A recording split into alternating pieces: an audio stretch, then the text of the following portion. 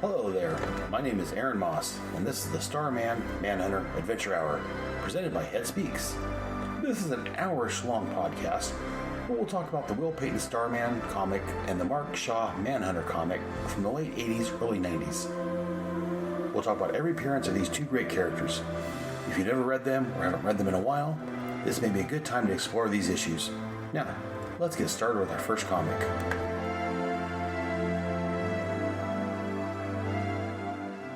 Hey, Star Hunters. Sorry for the delay, but here we are with episode 45 of the Starman Adventure Show. These are the books. The book that was released in August of 1991. This month, we're looking at Starman number 39.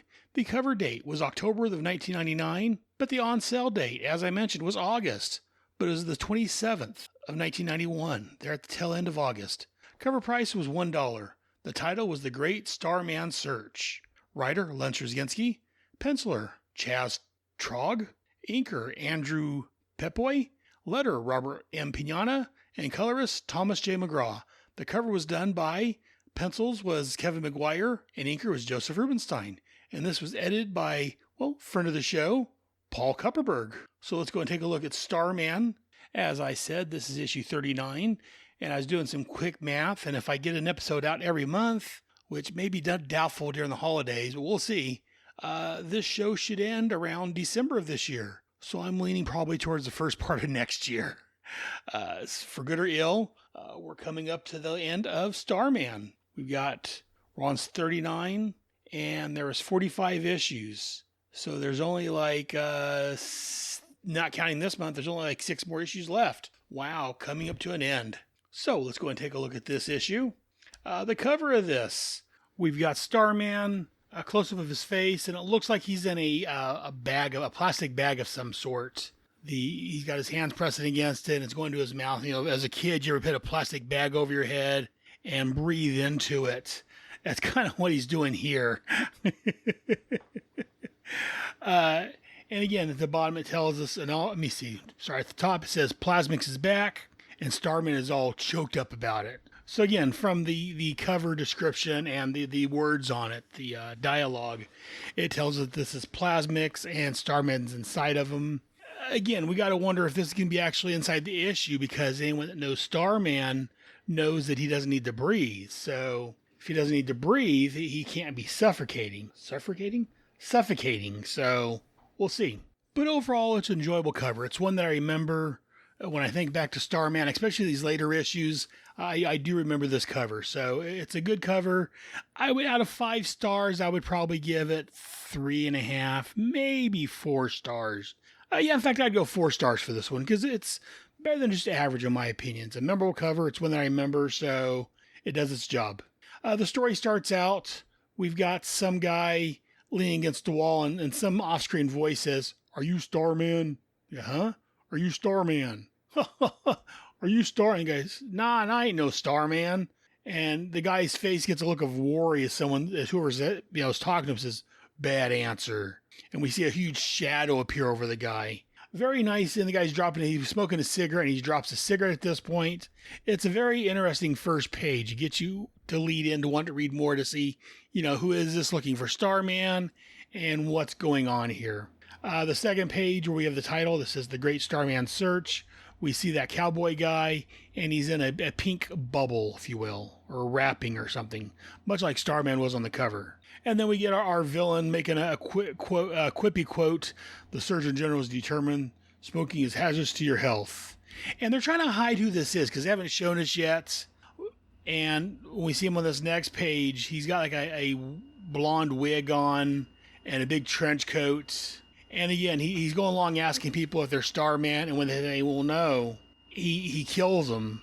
and he makes a quippy quote like a 80s movie villain, like Freddy Krueger or something. He's like, he asks the guy at Hastings Custom Shirts, "Are you Starman?" He's like, "Well, no, sir, but I'm sure." And he gets, I'm assuming, killed. And as he walks away, he goes, "Should have had bigger sizes." So, I mean, my only problem with this is on the cover, they tell us that Plaxmax is back. We see the big pink wrapping around this one guy.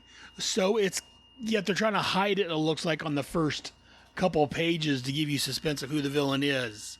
I think it kind of ruins it by telling us on the cover that Plaxmax is back and showing the pink bubble on the cover. And then they're trying to like play it off on the first couple of pages like, ooh, who could this be?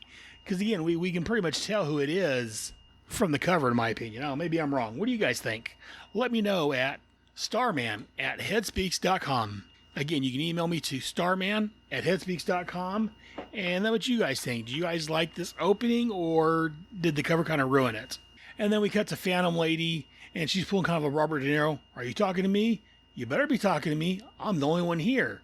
As she's looking at a bunch of mirrors and zapping with her wrist laser, bouncing off of mirrors and dancing around it and jumping through it. And we find out she's with Kitty doing testing out her equipment and getting a workout. And as she's asking Kitty how she's doing, Kitty's very distracted. We find out that she's worried about Starman. And she's like, "I'm worried about Will or Starman." And Phantom Lady's all, "It's okay. He told me his real name." And she's like, "He told you his real name, but you've seen his face, his pupils and all."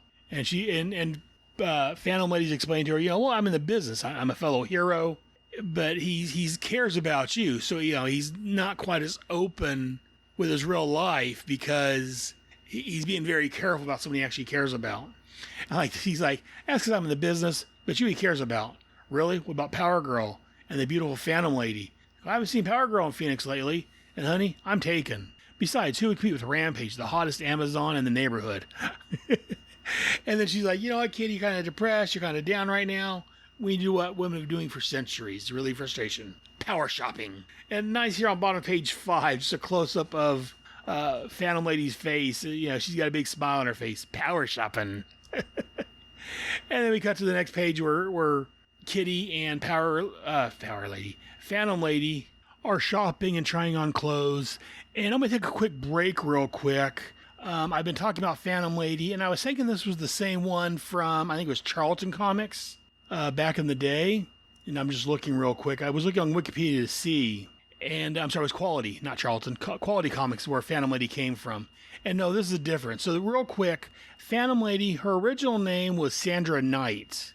And then, like I say, she was at Quality Comics. Eventually, DC bought those characters, and they brought it over to DC.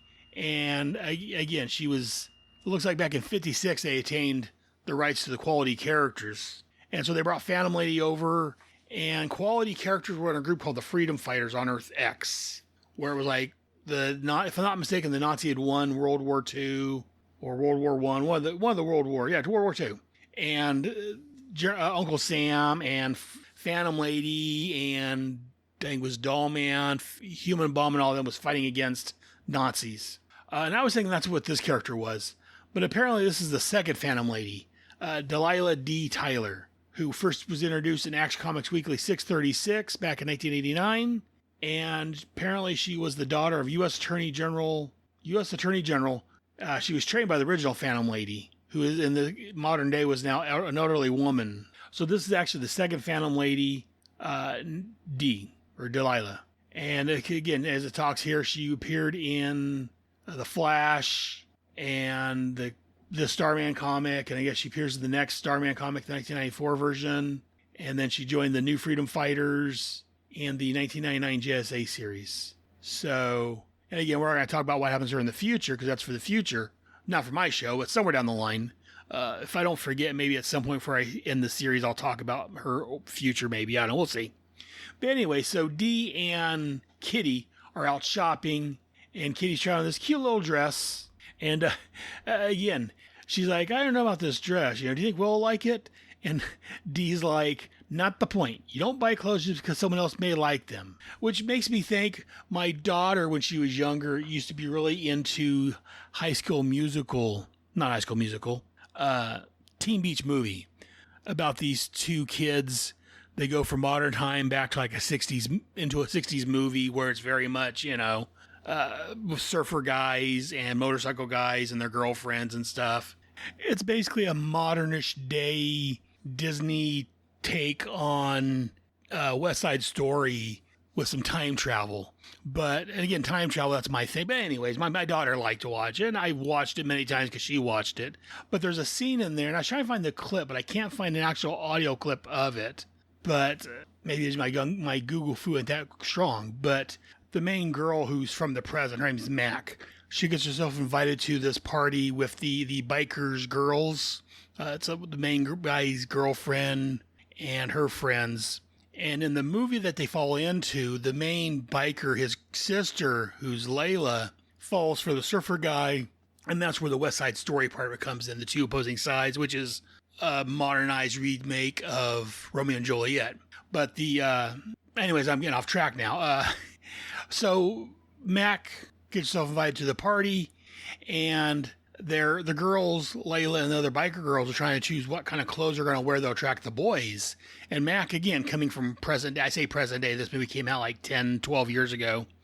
She tells them, well, you shouldn't be dressing for the boys. You need to dress for yourselves, just how you like. And so that's what this whole scene reminds me of. I know I went a long way around to get to this, but yeah, her saying that, it doesn't matter what Will's going to like. You need to dress for what you want to dress like. That very much reminded me of that. Maybe because my daughter's watched that movie so many times that it's just embedded in my brain now. But in fact, there's Layla, the main girl the main biker girlfriend's sister that I was talking about. In the movie, she sings this song called "Falling for You," where she falls and trips on stage and falls in the arm of the surfer. That's when she falls in love with him.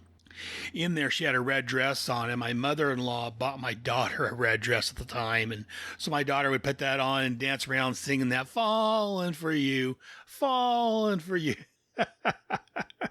Oh, memories. Anyways, enough about my daughter. Let's go ahead and talk about some Starman some more.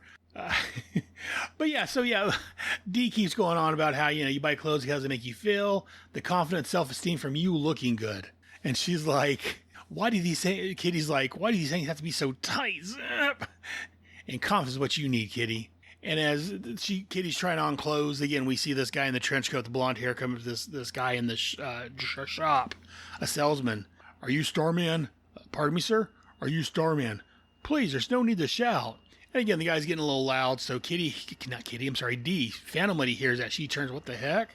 And we see that the guy in the trench coat, it looks like he's turning into like a pink mist or a pink electrical or something other. And next thing you know, we see Plaxmax's hand grabbing the sales clerk. And the art's kind of weird here, because I say we see Plaxmax's hand, and we see the pink energy from Plaxmax leaking out of the guy's head. And Kitty's watching as we see this guy in this again, all we can see at this point is the trench coat, the blonde hair, some pink energy around him, I guess, choking the store clerk. And wrong one. Phantom Lady sees, she's like, hey, Tubbo, leave the guy alone. And she jumps and kicks it. Plaxmax bounces, again, the mystery man, and bounces off. And Plaxmax starts expanding, comes out of the coat, and we see it's Plaxmax at this point.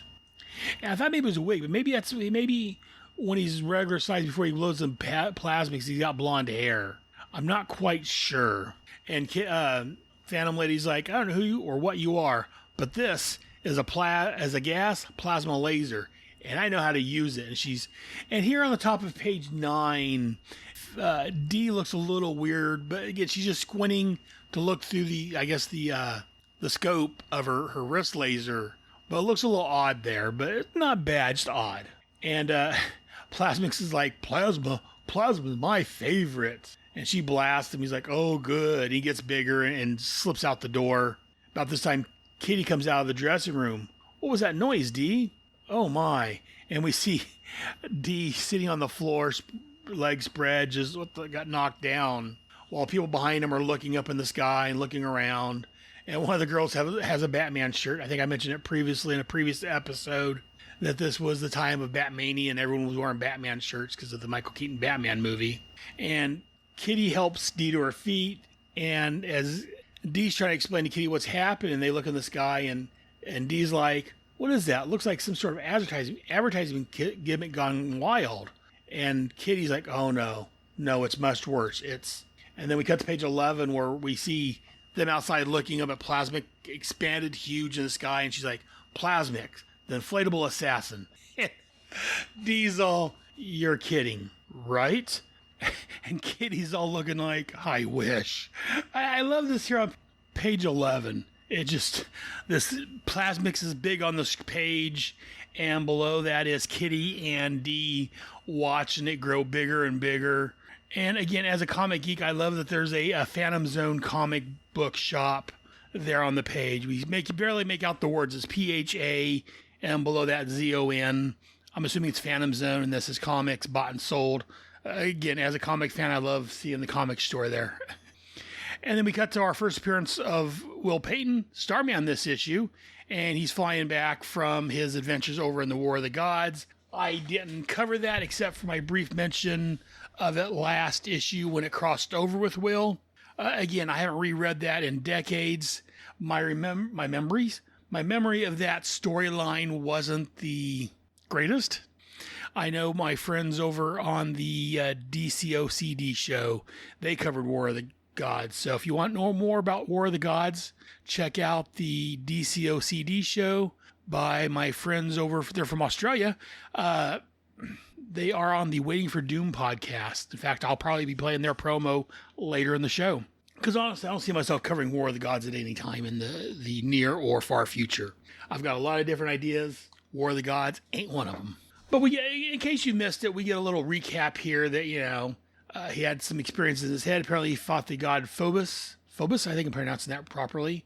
Who tapped into some of his darkest fears, rocked him big time.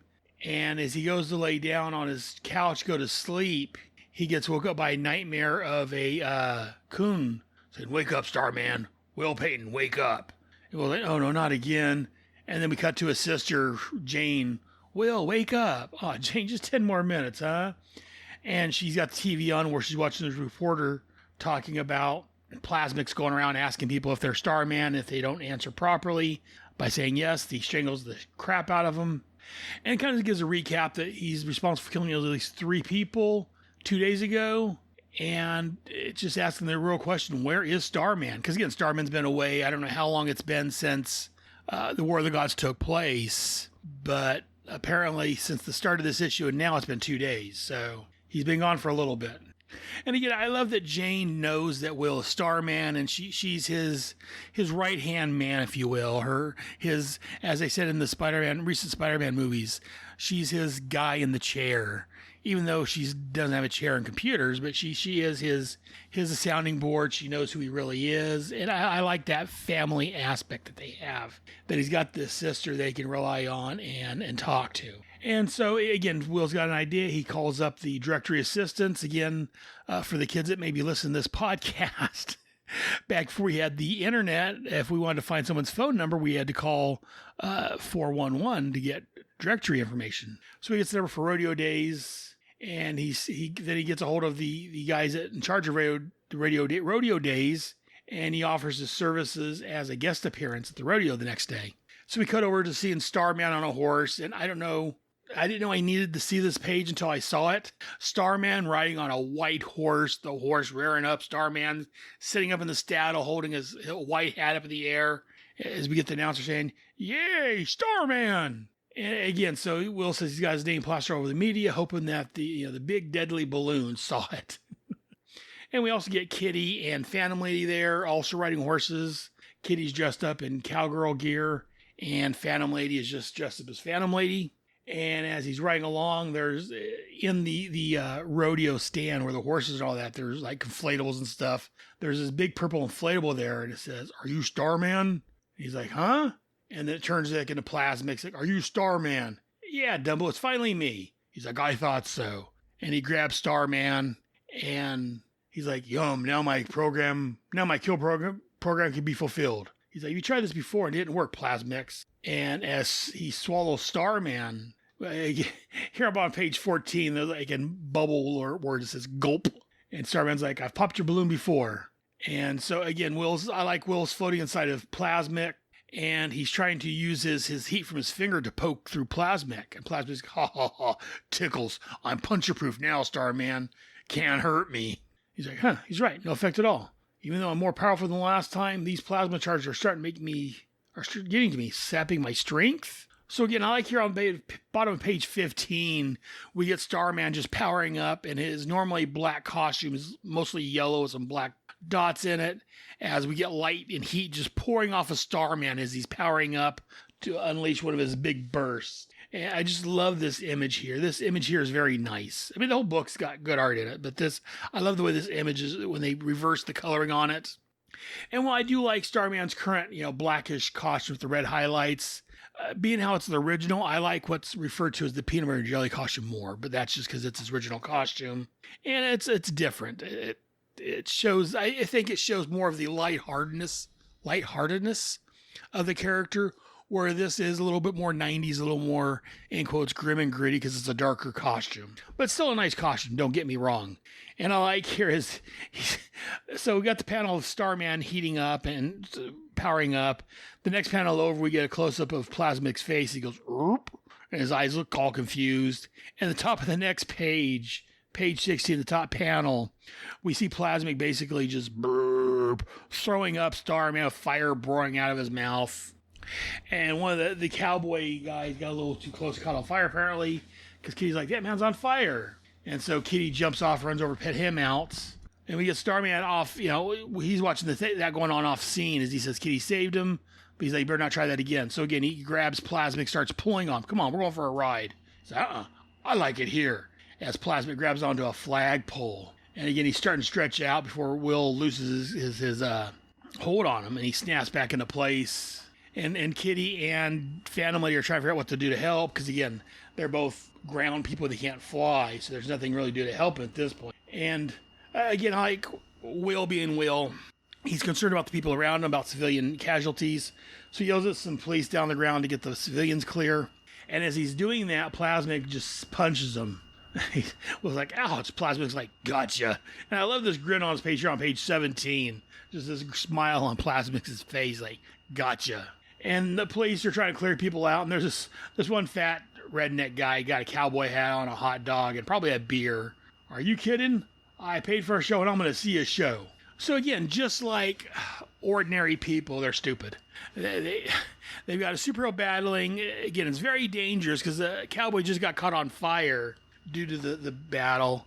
And they're like, nope, I paid. I'm going to stay and watch the show. So again, I can see that happening in real life because people, again, as I said, are a little on the stupid side. And Starman's flying circles around Plasmix, but again, they're both, as Will says, they're both tougher than they were last time. He can't seem to hurt them. And Plasmic's like, stand still and let me kill you. I'll make you come to me. If you don't, I'll smother everyone. And he grows large enough and covers the entire stadium. And Will's like, no, he means it. He can kill them unless I give up. He's like, okay, you win. So again, Plasmic grunts up and grabs him, holds him in his arms next to his body. And like Will's thinking, he's like, I can't burn him because I almost fried the crowd last time. Because again, as he's inside of Plasmic's body is draining Will of his energy, his power. And we see Will lighting up again inside, and Plasmic's got this big, his mouth's all wide. We see all his teeth. He's like, hey, you gave up. You're supposed to be dying in there. And Will's like, I guess we're both full of hot air, huh? And Will's like, he stretched himself out thin at that crowd trick. I see strain lines from inside. And he's like, and again, Will being the superhero, he's quipping. He's like, is it my imagination? Is your waistline expanding? And so he's heating the air inside to make Plasmic expand even more. Because again, heat makes things expand. And Plasmic's like, no, don't do that.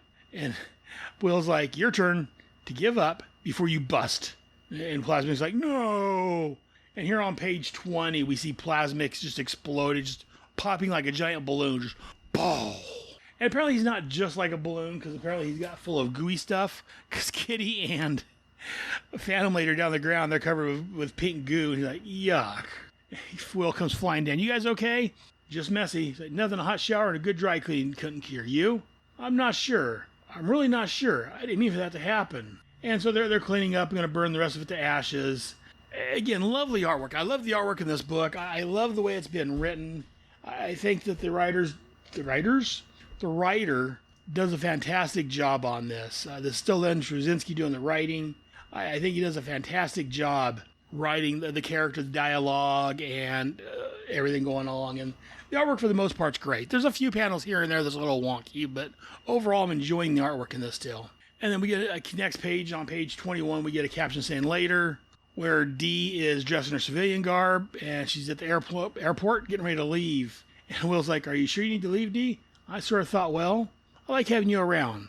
He's like, "It was fun, Will, but my place is in Washington. My dad, his campaign is starting up, and I want to help out any way I can." And as she's leaving, he's like, "You know what? Word of advice. You have a great lady in Kitty, and she's no phantom." And Will's sitting there thinking, I love this here on page 21. Yeah, page 21, Will's thinking, "Kitty, she's right. I guess I'm as bright as a star, except we're women are involved." And so he said, and again, look, I was just talking about how I love the artwork in this comic. The artwork here is a little wonky of Will. I think he's being drawn a little bigger than he normally is, but artistic expression and all that just looks a little off. And like in the background, still Kitty, as Will's saying about Kitty, and maybe she starts out with that. Phantom Lady's going through the X-ray machine, and they're like, "What is all this stuff?" Because it's going off, and she's like, "Medical lasers for like tests and things." Fantastic. And then we get an epilogue. It's not labeled as such, but it's basically an epilogue. We get this guy in this wife beater shirt building something. He's hammering a nail into a wall. And he sees his kid out there playing. He's like, "You ready for dinner?" And, "What's that you playing with?" "Ooze stuff." Like in the Turtles movie. Because, again, the Teenage Mutant Ninja Turtle movie came out here recently also in this time frame. So ooze was a big thing right now for kids. And the kid's playing with this pink Uzi fountain. And at the very last panel here, we see Plaxmax's face just smiling as a kid. The kid's, maybe just me. The kid, he looks like he's probably my son's age, 9, 10, 11, maybe at the oldest. And he's like, "Ooze stuff," like in the Turtles movie. He's like, "Oh, pet it away and come for supper." He's like, "Yeah, ooze." He comes across as a little less intelligent than you would think, but maybe it's just my own, I don't know. It's just maybe the way his face is drawn kind of like, I don't know what, I can't quite place it. Kind of reminds me like I can't think of the dummies' names, the McCarthy or whatever his name is. Oh, crap. You guys know well, the older people out there know who I'm talking about. I'm trying to think real quick. I'm doing a quick Google search to find out. Charlie McCarthy.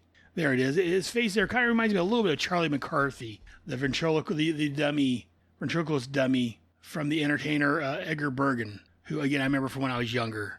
You don't hear anything about him nowadays, but he was real big when I was a kid.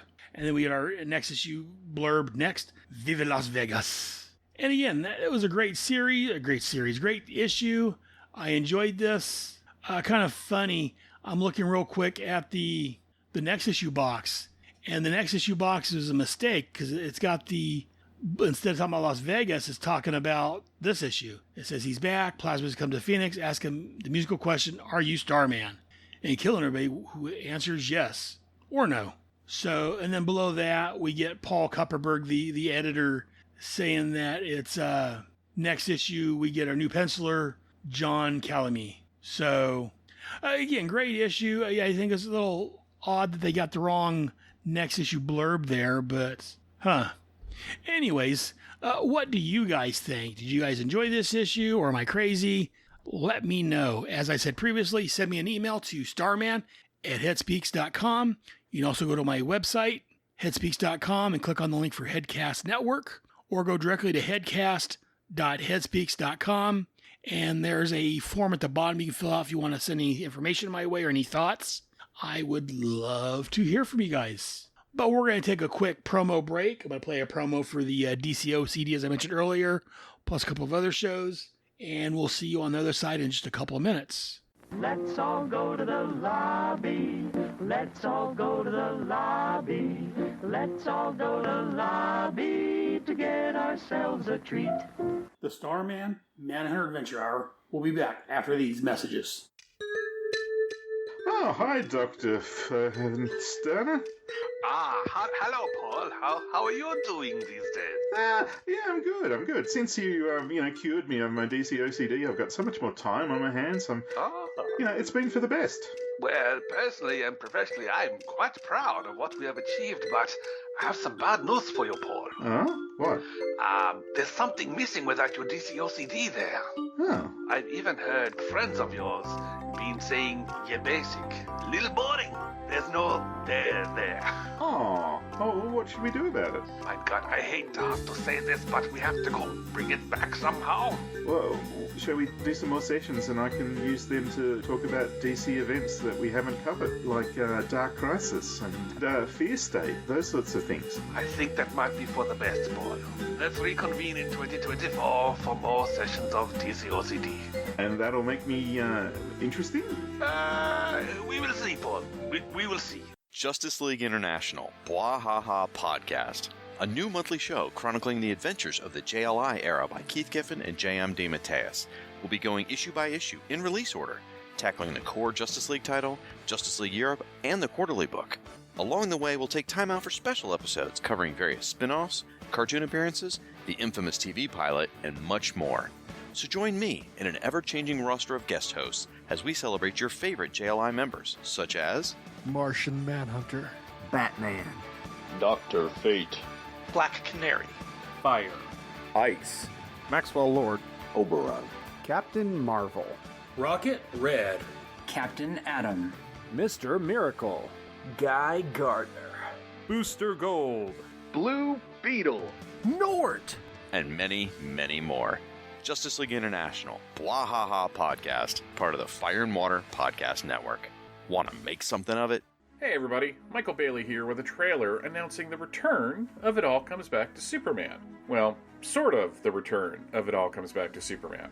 Desperate to stay relevant and chase those sweet, sweet podcasting dollars, I've decided that since all of the shows on the Fortress of Baileytude Podcasting Network are moving to a new hosting platform, that I would start It All Comes Back to Superman over with a new number one and name. So really, this is a trailer for the sort of new, pretty much the same as before, It All Comes Back to Superman Series 2. It All Comes Back to Superman Series 2 will be... It's gonna be... Oh, God. Are you hearing this music that's playing right now? In all honesty, I chose it because I thought it had a good trailer feel. But the more I'm sitting here listening to it, the more it sounds like something... You know what it sounds like? It sounds like something you would hear in the background of a motivational video your job made you watch that is full of corporate jargon and buzzwords and useless affirmations trying to convince you that working there is some freaking higher calling. Or, you know what else it sounds like? It sounds like it would be behind an ad on YouTube that is trying to sell you something that is supposedly life-altering, but in reality is at best useless, and at worst dangerous, and probably should be illegal. Yeah, you know what? I'm done with this music. Yeah, it's over. I'm just gonna go with the music I've licensed for the show. I should have just done that from the beginning.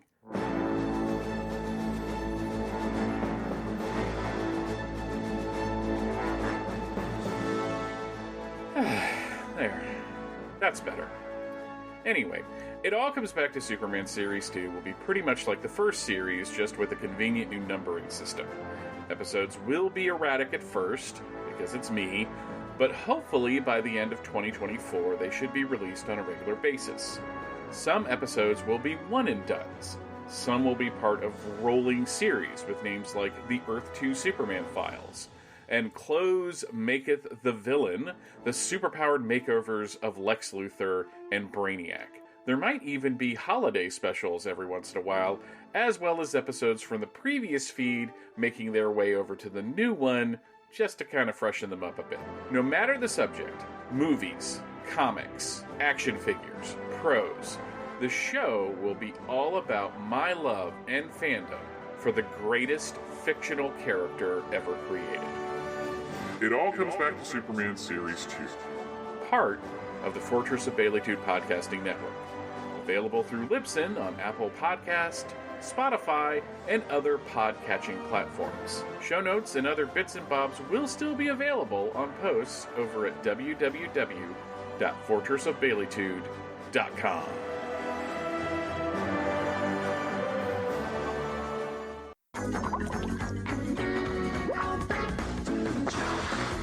And welcome back to the show. I just played the DCOCD podcast that I talked about. Great show, check it out.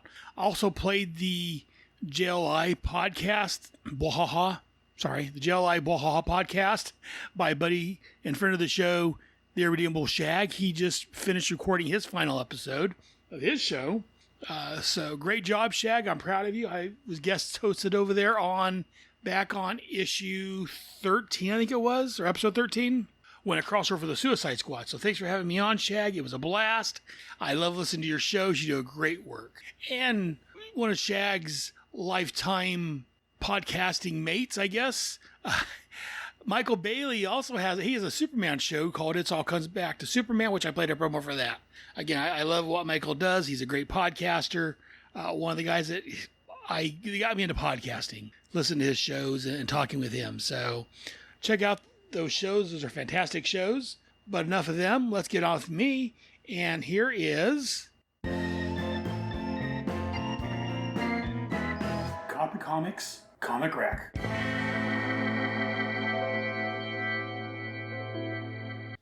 So again, this is the first time joining in. This is a segment of the show where I look at the comic books that were on the newsstand the same month that this issue is out.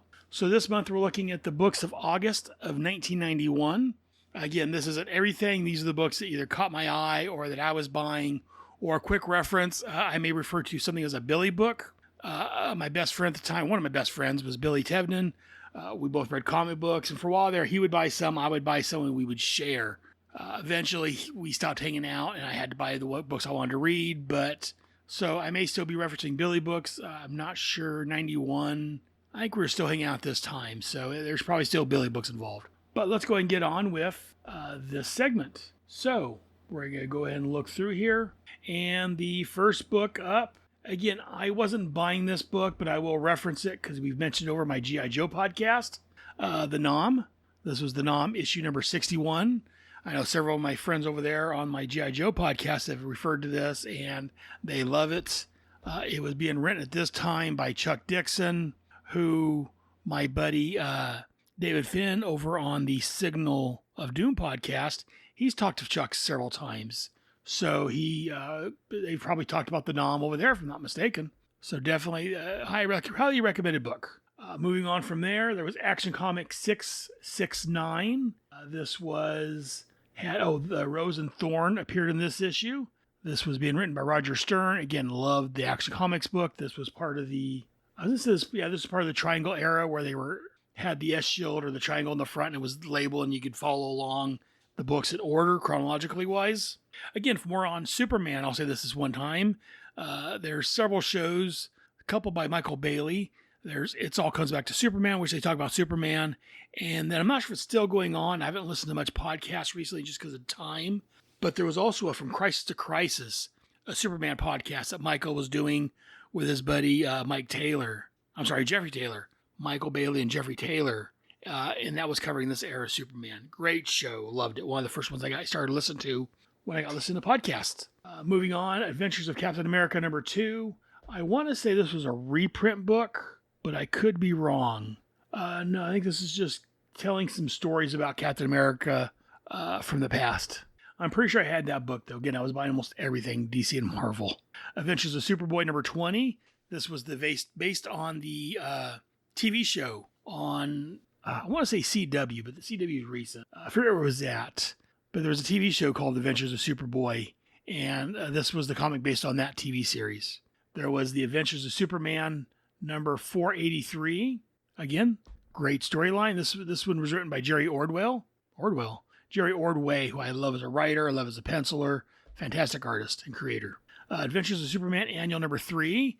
This was part of the Armageddon 2001 crossover, which I covered a while back over on my Head Speaks podcast. Again, I wasn't buying it. I got the first issue, but there was Adventures of Super Mario Brothers number 9. I mentioned that because my son, my 9-year-old, is a big fan of the Super Mario Brothers video game. And we've been playing that on the Wii. The Switch. We were playing on the Wii for a while, but now we're playing on the Switch. Alf number 46. Again, I wasn't buying it, but I was a big fan of Alf. I love the TV show. I had the stuff plushie of Alf. Fantastic. Moving on from there was Alpha Flight 101, Alpha Flight Special number 4. Again, I think these were probably Billy books at this time. Eventually, I started buying Alpha Flight on my own when it would come out, but I think I was reading Billy's books at this point. Moving on, there's Amazing Spider-Man 352. This had a guest appearance by Nova from the New Warriors. Again, I was loving Spider-Man at this time. Also, Animal Man number 40. This was part of the War of the Gods crossover. This was when it was working on going towards the Vertigo series. I was still reading this because it hadn't got too weird for me. But I wasn't enjoying it as I was the first couple of years, which I plan on covering at some point, somewhere, some way. Also, again, there was a handful of Archie books. As always, there was Avengers number 339 and 340 was out this month. This was part of the collection Obsession, it looks like, was that crossover. It was come out bi-monthly. And I don't remember this storyline offhand. 340 was a great cover. It had a close-up of the Wasp flying in front of Captain America's chest. And so she's like flying right in front of the big star on his chest with some guns pointed at her, it looks like. I don't remember the storyline, but I remember enjoying the Avengers at this time. There was also Avengers West Coast, number 75 was out. There was Back to the Future number 1. I wasn't a huge fan of the comic, didn't like the artwork in it, but I loved the movies. Love Back to the Future. So definitely great. Some Barbie comics. I'll mention that because, again, Barbie was out in the movies not too long ago and doing a good job. Batman 469 and 470. Again, 470 was part of the War of the Gods crossover we just talked about last month. Also was Batman Holy Terror number 1, a one-shot special. Moving on, there were some Betty and Veronica and Betty books from Archie. There was also Captain America number 393. This was being written by Mark Grunwald. I was loving Captain America at the time. Great series.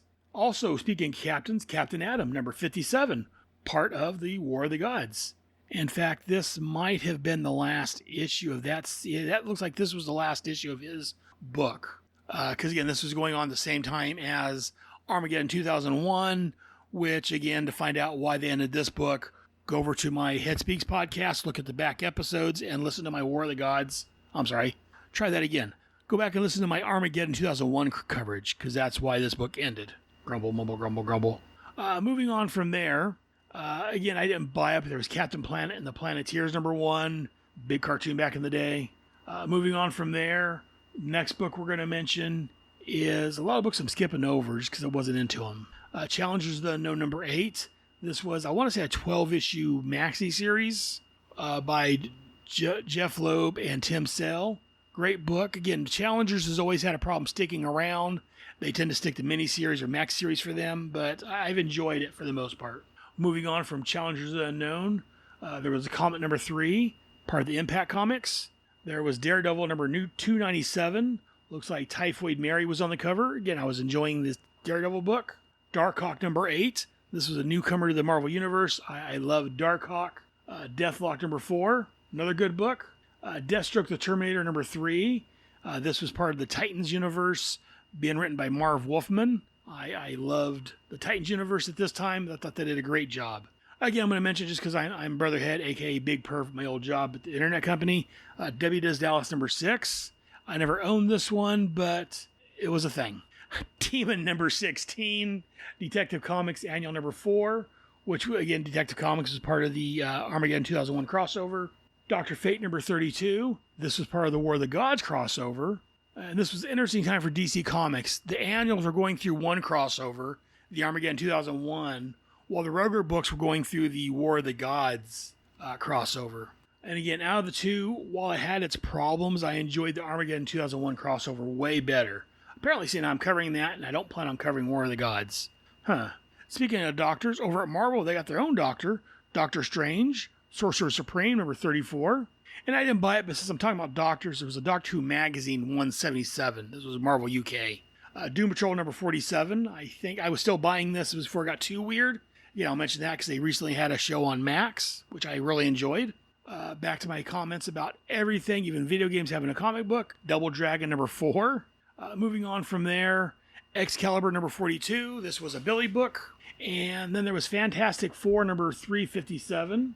Again, I enjoyed this story, this series, great books. Flash number 55. This was still being written by William Messner Loebs. This was, again, part of the War of the Gods crossover. There's also the Flash TV special number 1. Again, this was the Flash, had the TV show, and this was a book that tied in with that. I may cover the Flash at some point. I'm not quite sure. I enjoyed the book. I enjoyed this run. I'm not quite sure if I'll cover it or not. We'll see what happens down the road. I got so many different ideas right now. Moving on, also from Impact Comics, there was The Fly number 2. Also this month was Freddy's Dead, The Final Nightmare number 1. I went and watched the movie Freddy's Dead. That was Nightmare on Elm Street 6. I enjoyed that series for the most part. That movie was okay, but I enjoyed the series overall. Also this month, G.I. Joe, Royal American Headcast. American Headcast, that's my show. G.I. Joe, Royal American Hero, number 117. This was Destro, Search and Destroy was the storyline. Again, I talk about G.I. Joe monthly over on my G.I. Joe, Royal American Head podcast. Moving on from there was Ghost Rider number 18, Green Arrow number 52, Green Lantern number 17. I believe, this was part of the John Stewart Mosaic storyline that was going on in the book before he got his own title. Green Lantern Emerald Dawn number 2, or Green Lantern Emerald Dawn 2, issue number 6. This was more of the origins of Green Lantern in the new DC universe after Crisis. Guardians of the Galaxy number 17. Again, this was the futuristic Guardians, what I wanted the movies to be, not what we actually got. But again, no one cares what I want. Also this month, there was Hawkworld number 16, part of the War of the Gods storyline. Hellblazer number 46. This was a buddy of mine, a guy I met years after this. Scott Kessler was a big Hellblazer fan, and I read a lot of his books on these issues. Also this month, I want to mention Hot Stuff number 2. Again, this was the Harvey comics. I enjoyed reading those when I was younger. Incredible Hulk number 386. I was enjoying this version of the Hulk. This was the Professor version, being written by Peter David. I loved this era of the Hulk. Fantastic. Infinity Gauntlet number 4. Again, you guys are all, I'm sure, all familiar with the recent Avengers movies. This is where it gets its origins from. Iron Man 273. Also this month from Impact Comics was Jaguar number 3. They were having their own little in-house, not in-house, but their own little universe going on. Also this month was Just League of America number 55 and Just League Europe number 30, which again, as I talked about earlier, this was part of this was Breakdowns Part 5 for Just League America, and Just League Europe was Breakdowns Part 4. So this is what led up to the end of the Just League International Bwahaha era of the Justice League that my friend Shag is just finishing covering over on his JLI Bwahaha podcast, which I played a promo for earlier. Great series, great books. I love them. Also this month was Just League Europe Annual number 2. Again, this was part of the Armageddon 2001 crossover. In fact, this was the last issue of that crossover before it went into the back to the main title, if I'm not mistaken. Again, for more on Armageddon 2001, check out Head Speaks. I talked about that here quite a while back. It's been a couple years ago now because it just finished up the Power of the Atom series, so it's before all that. Justice Society of America number 7. Good book. I enjoyed that story. Also this month was Legion 91, issue number 32. I was enjoying this Legion book. Again, this was like a precursor to the Legion books.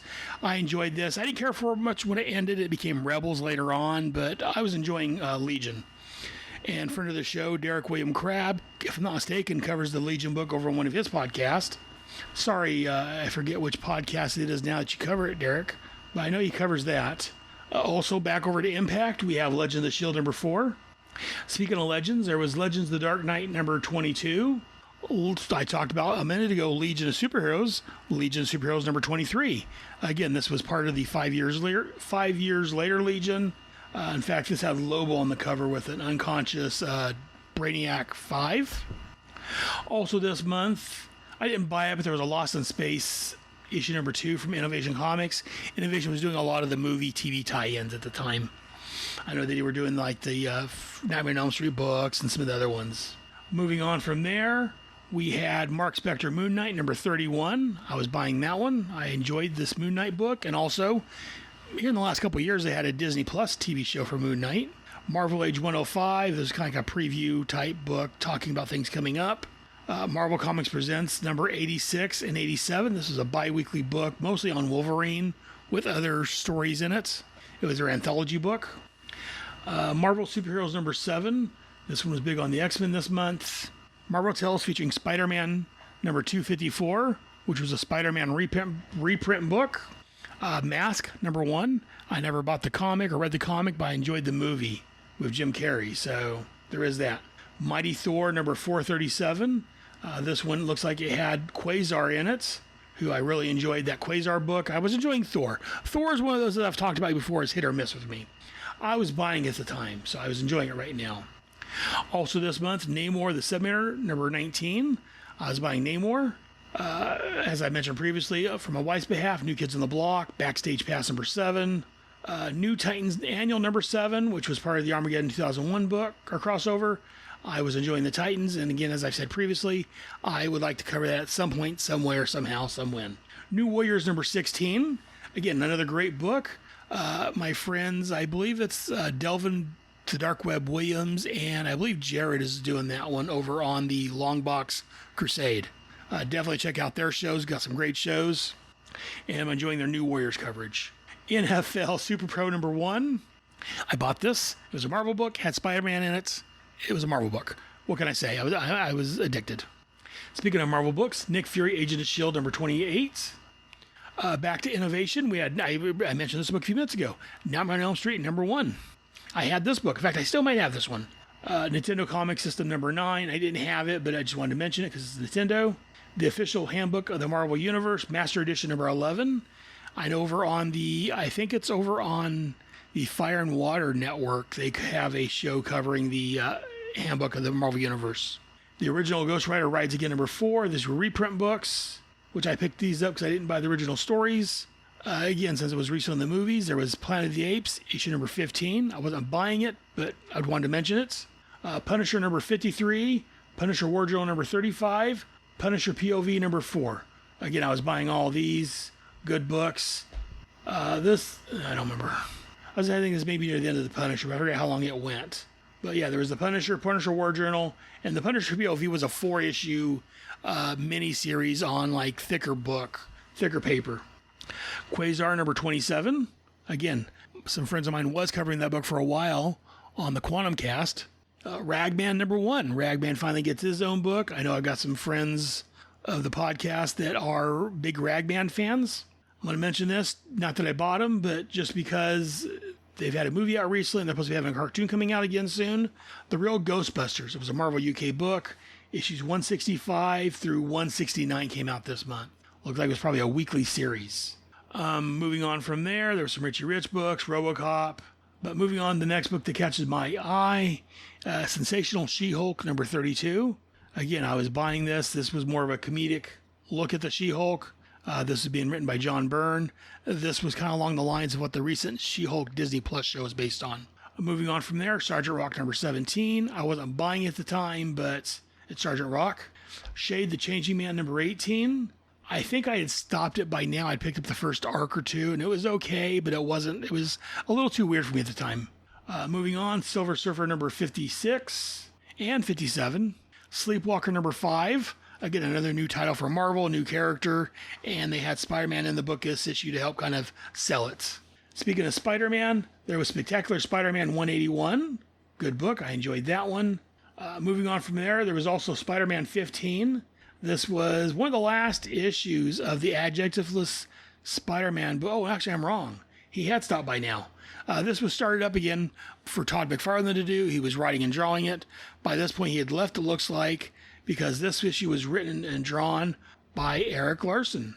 I guess he stepped in because Todd's back next issue, which I believe is Todd's last issue of Spider-Man before he goes over and joins the Image Group.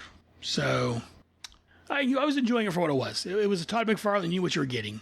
There was a handful of Star Trek books and Star Trek Next Generation books out this month. Again, I wasn't buying it, but I'm going to mention it because it's Star Trek. Starman number 39. I think I may have mentioned that somewhere this issue. Suicide Squad number 57.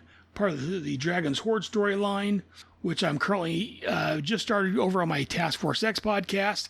Last week, I released the first 2 issues of that, issues 53 and 54. Next issue, I'll probably cover this book, 55, 56, 57. It was a 5-issue storyline. This was the last issue of that storyline. And again, Suicide Squad was nearing its ending also at this time.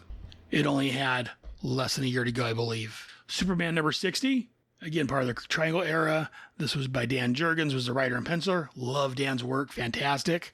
Also, Superman, the Man of Steel number 4. Again, that's all covered under Michael Bailey's stuff I mentioned earlier. Swamp Thing 112.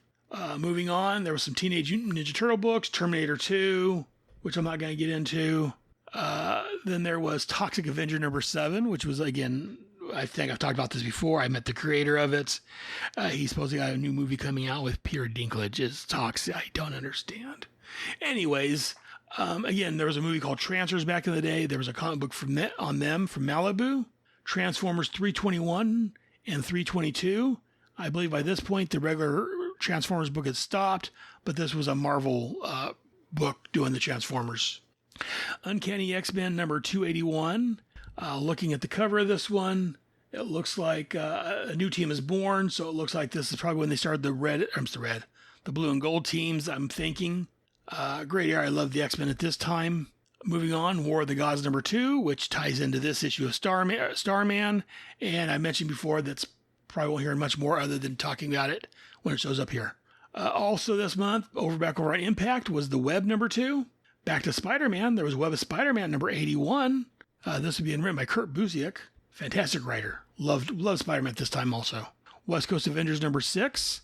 This was part of the Subterranean Wars, it looks like. Again, as I mentioned last issue, the Marvel Comics all had a bunch of the groupings had tie-in series. They all ran with like a banner of, and they tied together like 4 or 5 books would tie together. What If number 30. This is What If the Fantastic Four's second child had lived.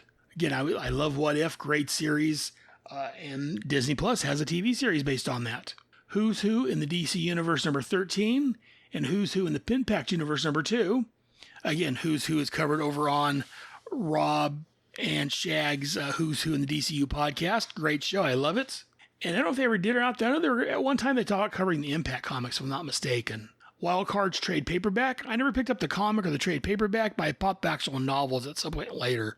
Love Wild Cards. Great novels. Wizard, the Guide to Comics number 1. Oh, so this is when Wizard started. Wizard talked about comics and movies and everything comic related. I enjoyed it. Reliability is up to you, but I enjoyed it. Wolverine number 47, since he was in the recent Daredevil movie, I'll mention that one. Again, I was buying this. This was being written by the fantastic Larry Hama, who apparently I didn't notice, didn't read all the credits, but apparently he didn't get credit in the movie for having influenced it, which they were stupid not to. But that's another story entirely. Wonder Man number 2, Wonder Woman number 59, which again was part of the War of the Gods. X Factor 71, which I think this was probably the new X Factor team. I was enjoying this. X Force number 3, and here you go, X-Men number 1. This was the relaunch of the X-Men book. They had like 5 different covers that interlocked together. I had several sets of all 5 of them. I'm down to like 1 or 2 sets of them now, I believe. And X-Men Classic number 64, which again reprinted old books. Looks like this one reprinted Uncanny X-Men number 180 from 1982. So anyways, those were the comics that were out that I wanted to mention at least for August of 1991. Did I miss something that you liked?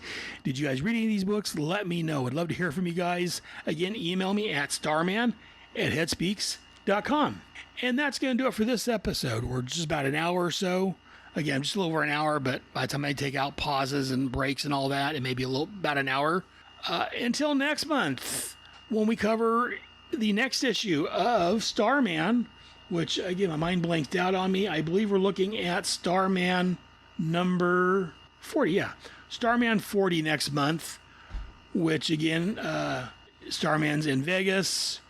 Interesting cover, but we'll talk about that next month. Until then, remember, Star Hunters, keep looking to the sky.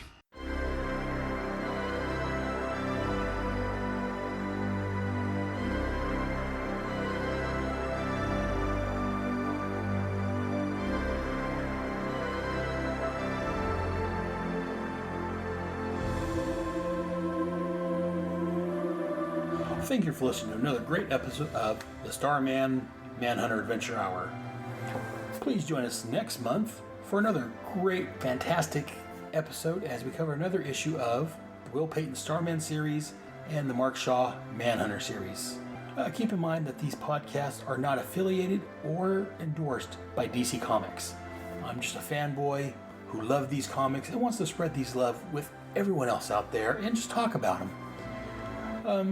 Again, you can email us at smah@headspeaks.com, or you can go to our blog, which is at starman-manhunter.headspeaks.com.